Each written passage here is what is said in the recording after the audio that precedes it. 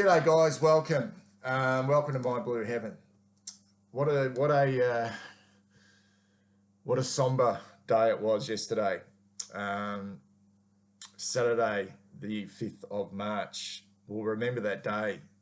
We will remember that day, and I had every intention of putting something together yesterday. I was going to get up and put a bit of a review up of our performance against the D's on Thursday night. But when we all heard the news about Shane Warne, it was the last thing I felt like doing.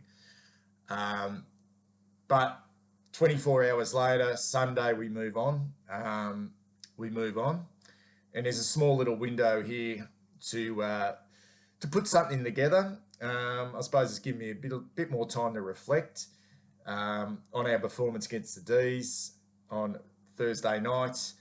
I suppose my overriding thought or feeling is that as a supporter, I'm really comfortable, and I don't want to downplay. I'm not so much downplaying what we were able to achieve in that game, but my overriding feeling is I want to park that performance, well and truly park it.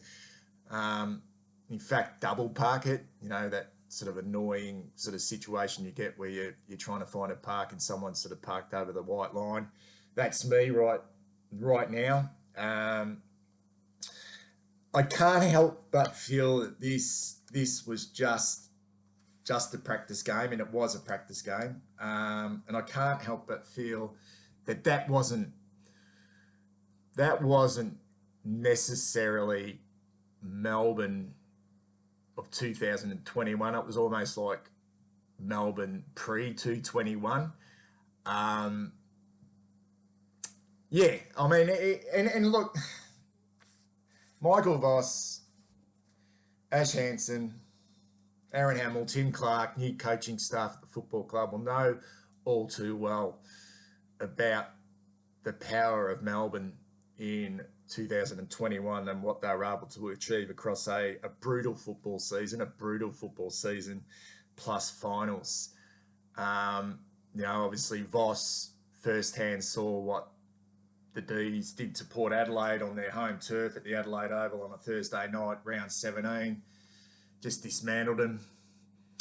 And then Ash Hansen being, involved at the Western Bulldogs. I mean, he would have probably just sat back in the coach's box and watched Melbourne unload against the Western Bulldogs halfway through that second quarter, and they were just unstoppable. Not for 1 minute in that game on Thursday night did I think that the D's really, I suppose, got out of second gear. Maybe they did. I don't know. And I'd love to say that it was our good work, and we just forced them into having so many brain fades, almost arguing amongst themselves, undisciplined, not mentally prepared for the game.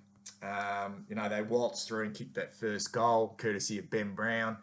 They probably thought, here we go. Okay, this is going to be probably similar to what we did against North Melbourne the week before in the practice game. And maybe they're going to face their own challenges, completely different challenges to us. And we're on a new journey. Once again, we're on a new journey. But their challenges are completely different. Are they able to get themselves up again? Because they are now the hunted. They know that.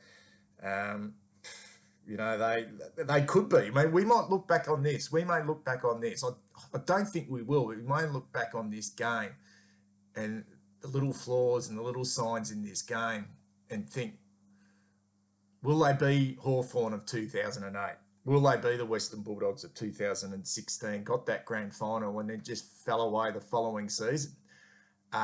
Who knows? But right now, I'm ready just to park the bus, and I'm now looking forward to round one to see what we can do in the real season, because we know Richmond will be coming.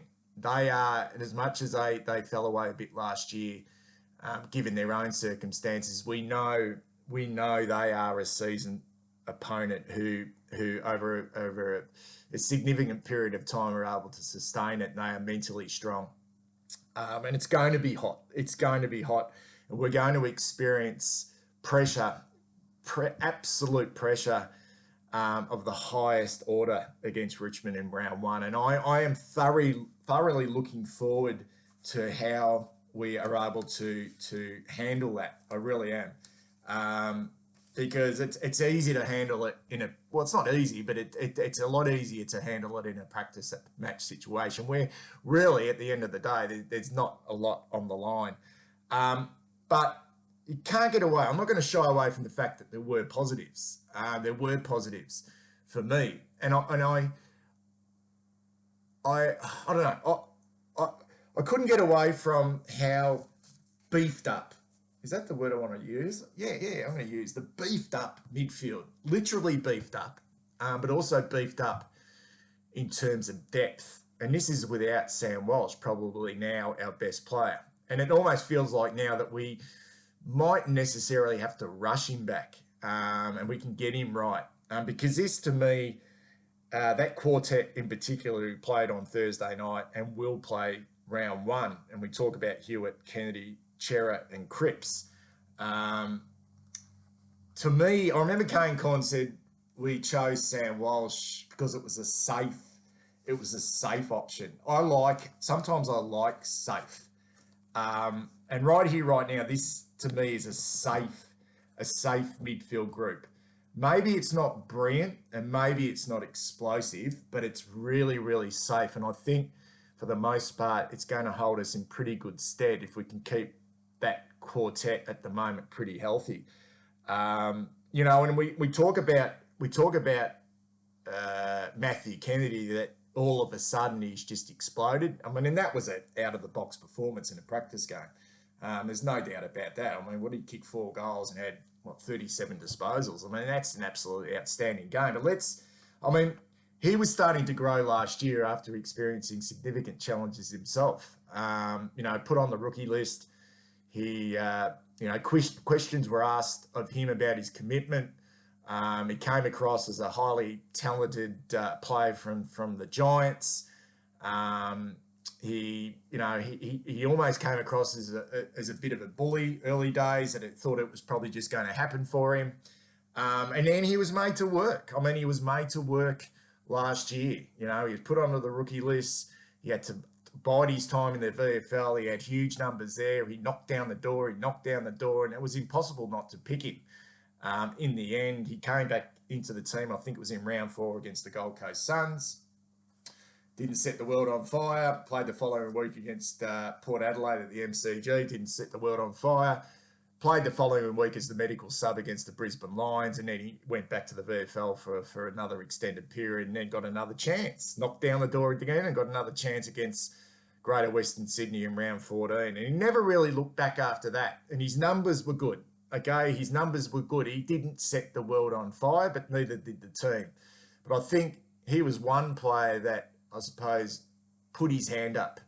And one player that appeared to change his attitude, the way he thought about his football. And it's no surprise that he's tracking the way he is now. And I am super confident that Matthew Kennedy has turned the corner. He's not going to produce a 27 disposal, 4 goal a game. And if we think that's going to happen every week, then we've got rocks in our head. But he to me now is a very safe footballer. And so too is Adam Chera and George Hewitt, just really solid citizens. And Chera's got that touch of class. I don't think he's ever going to be, probably the top echelon of midfields in the competition, but he's going to provide us with just a consistent output. So too George Hewitt. And what this allows, and given we still don't have Sam Walsh in there, what it allows, and I've sort of been thinking about this with Cripps, and we're all hoping and expecting that Cripps can find somewhere near his best. And he had a really good game again the other night. And he's another one. I mean, we're not going to get 3 goals or 4 goals out of Patrick Cripps every week, but we know we're going to get consistency. But I recall a game against North Melbourne back in 2019 where Cripps was pretty much flying. He was a lone hand in a midfield, which really, You know, we had Sam Walsh in his first season, but really there was not much else. There was not much else at all. We had Ed in there battling away, but the opposition, they just targeted Cripper, constantly targeted him. And I remember a game against North Melbourne, round 7, at Marvel Stadium when Brendan Bolton was still coach. And I was sitting on level 1, and the stoppages in that game early in the first quarter appeared like it was so close to the action. Cunnington, Zeeble, Jed Anderson and Trent Lamont were just working, rotating and just working on Patrick Cripps for the whole first half. They were, and North Melbourne ended up winning by 10 goals plus in that game. And they just fucking were hitting into him. They were grabbing him at the stoppages. They were almost ignoring any other Carlton player around the stoppage. You know, in the end, Cripper was exhausted. No wonder he looked exhausted. I mean, how taxing was that for him? And this has continued on. You know, this has continued on right up until, you know, last year, that the opposition look at Cripper and think, well, he's the one. He's the one that we can identify as the man, This group now, because they are so good at the contest, and you just look at the contest numbers, you know, like 30 clearances amongst those 4 players and 130 possessions, and against a top quality midfield. And I know Melbourne probably didn't get out of second gear, you know, and they can go to another level. We know they can. They've proven across a long season. But those numbers are really impressive. You can't shy away from that, from those 4 players. And what it allows is that the opposition now have to think, well, okay, geez, this Matthew Kennedy's okay. This Adam Cherry's, you know, he's not a bad footballer, and so is George Hewitt. And it just allows Cripper, I suppose, not to be that targeted player. He's still going to cop a lot of attention, but he's not going to cop the attention that he's copped before, which will allow him, I suppose, to have more energy. And I think that's the big thing for me, the energy, the sapping energy, which is taken away when you're constantly harassed. And now they can spread the load. Both physically they can spread the load, but also mentally as well. So that, for me, was the most significant thing. The other thing through that beefed up midfield was that the ability to win the contest in the middle was really impressive, but then the hands, you know, the kick around the body, and we know that the intensity will go up in round 1 and in the season proper, but just that space we were able to get around the centre circle to free a player forward of the centre circle was really impressive. I don't know how many times we actually exploded from the stoppage and were able to feed off to a player in space, which was really good. I think the next phase for us is that next kick, I suppose, when we do dominate the inside battle in the centre square, is whether we can translate that onto the scoreboard. That's the next challenge. I think that's still a bit of a concern. I think Hewitt and Chera are classy, really classy. But whether they are elite classy, I think Chera is. We're just going to have to wait and see with that. The thing for me is then the next periphery underneath. And a thing that stood out for me over the last couple of weeks is the role of Zach Fisher. And I've been really, not so much surprised, but I've been happy and quite buoyed by his performances. He adds something a little bit different, not necessarily in the centre square and not necessarily a contested type player. And to me, he looked a little bit steadier and a little bit more reliable with the way he went about his football. He hasn't lost his I suppose, his speed or his agility, but he was just a little bit safer with ball in hand. So that's the thing I noticed a lot about Zach Fisher, that he the next layer underneath is going to be important. Whether we can get those pure outside players that can do that damage. Because I'm still not sold on our wingers. I'm definitely not sold on Will Setterfield. I don't think he's had a poor first 2 games, but it's a little bit sort of one-paced for me with Setterfield, considering that quartet in the middle, they're not super quick. Hewitt, Kennedy, Chera, and Cripps. So do we need a little bit more speed on the outside from our wings? And I'm still not, as much as he's putting his hand up and he's going to get opportunities, I'm still not sold on Lockie O'Brien either. I can see that he's improved physically and he's having a dip. I don't know. I'm just still not thinking he's damaging with his ball use, particularly when he gets the ball sort of backwards of the centre circle. We know he can do a bit of damage if he can get it on the outside forward of centre, but yeah, it's what he does sort of through the middle of the ground and when he's under a fair bit of pressure. He's actually reminds me at the moment of a poor man's Lockie Hunter, and I really rate Lockie Hunter, I really do. And right here, right now, I think he's shown improvement, Lockie O'Brien, and we have to take that. But I'm just still a little bit worried about whether he's able to do it when the heat is really on. And then I'm looking forward to getting the likes of David Cunningham back to see what he can offer as well as that next layer of midfield. Where does that leave Ed Curnow? Did he play a defensive forward role? Maybe he did. And then you'd talk the likes of someone like a Paddy Dow as well, who is quick, but essentially a stoppage player as well. Where does that leave him? And I see that young Jack Carroll had a pretty good game in the VFL as well, and he's another one to look out for because he does have that touch of class. I'm not think he's necessarily quick, but he does have good awareness about him. So, look, I think we are building that next layer, but I think that will be a challenge, particularly if we get some injuries through that midfield. I mentioned the contest work, absolutely fantastic. And I think when you have such a strong and reliable midfield group, and we've been crying out for this, and I think it's been our Achilles heel. We've had many challenges across the ground, but the midfield has been our Achilles heel. It makes you feel good as a supporter that you can rock up and think, well, we're going to win. These players are going to win their 25 to 30 disposals on a week-to-week basis.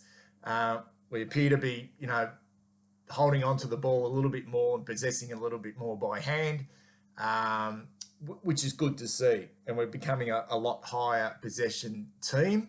But can we retain the ball? Can we retain the ball, particularly under pressure? Are we able to use it well? Defensively, still challenges as far as I'm concerned. I think Aaron Hamill's got his work cut out still. I think Bailey Fritsch got off the chain with 5 goals. I still don't know whether we have purely the right balance down that. Is that personnel? Will we persevere with Newman, Sard, Williams, who I see as similar type players? Although I think Sard defensively was terrific on Thursday night. I think he had the job on Keziah Pickett, who had no influence at all, and he's still able to be, pretty good offensively himself. But although Newman picked up his 27, did he have Fritsch? I think he did. Fritsch was a real headache for us, and Williams as well. I think he started the year off quite well in regards to the practice matches, but are they first and foremost sort of hard defensive type players? Do they want to, see ball, get ball? Are we really strong defensively still? I think our actions, we want to be, but the small, medium type defenders, we look like we're well covered there, but are we necessarily working hard for each other? And this is where not Tom Boyd, the boy from Spotswood out of Footscray VFL, Jordan Boyd. This is where Jordan Boyd's a bit of a smoky. It's been interesting to see him get opportunities in the first 2 practice matches and pretty much play full time. Will he play round 1? Will he play round 1? I don't see why not. He hasn't necessarily set the world on fire. He hasn't done a lot offensively, but has he played a really significant role on a small? Whether that's been a Neil Bullen, whether that was a Charlie Spargo on Thursday night. And I think he's still trying to find his feet offensively, because we know, we know that he does have an exceptionally good kicking, a good foot. So here's the interesting one for me. A bit of a wild card is Jordan Boyd, to see. Considering the Tigs always go in pretty small in their front half. The likes of Rioli and Castagna, really, really dangerous. Bolton as well. I like what McDonald's doing. He's no superstar. I thought he played exceptionally well on both, when he had the opportunity on his brother and also Ben Brown. And I think for the most part, we saw a few little signs that given maybe another year of development and build up that upper body, that Lewis Young in time might have something to offer. But I still think we leaked, a lot of goals, particularly the fact that we pretty much dominated around the ground, that we still did leak down back. And it looks sometimes to be a little bit too easy, particularly in that second half. Forward to centre, our forwards, the thing that stuck out for us was obviously, the combo and the balance of Durden and Owies.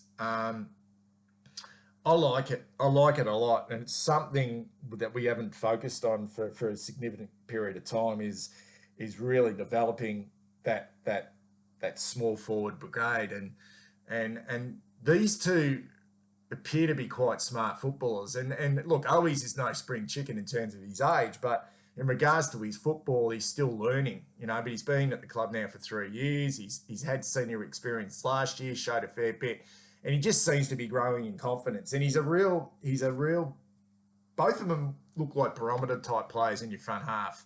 They're going to give you energy and enthusiasm, and they're going to get to the right spots. And they do in just a small snapshot that we've seen, they look like they've got that good small forward craft of being able to position themselves, whether it's front and center, if the ball floats over the back, and they do tackle hard and with intent, and they do play with that vigour, which is really impressive. And I thought TDK and Harry, they didn't necessarily dominate in the air, but they hit the pack hard, particularly TDK. We want to see TDK hit the pack and break open packs and get that ball to spill. I know they didn't have Stephen May, but they had Jack Lever down back, and when that ball hit the ground, we knew that we were going to be dangerous. So I think the front half looks okay. It looks okay. It'll be great to get Charlie back in there. But in terms of structure, I think the smalls are the ones. They're the ones. Because a lot of focus is obviously going to be on Harry and Charlie. But now the focus will have to go on those small players, and we've become just a little bit more unpredictable. I'd like to finish off on 3 players, and I think moving forward for us is going to be really significant and something which I suppose I really look forward to, and I'm going to keep using this word, challenge. I think Melbourne showed last year with 2 players in particular, Stephen May and Jake Lever, who came to the club and not necessarily, particularly May, presented himself in the best fashion, and Lever obviously had his injury concerns, how those 2 big recruits were able to turn their careers around in a matter of 12 months.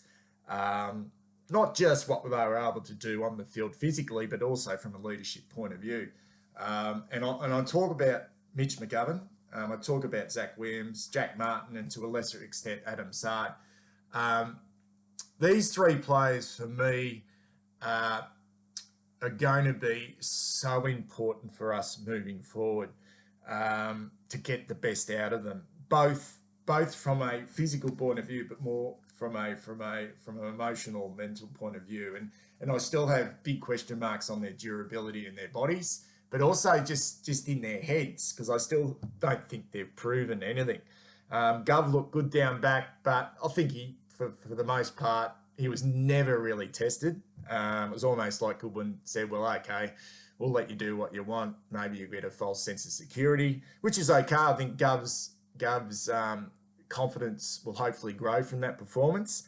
But the test for him is not right here, right now. The test for him is going to be across a whole season of football, and he's never proven that he's been able to do that.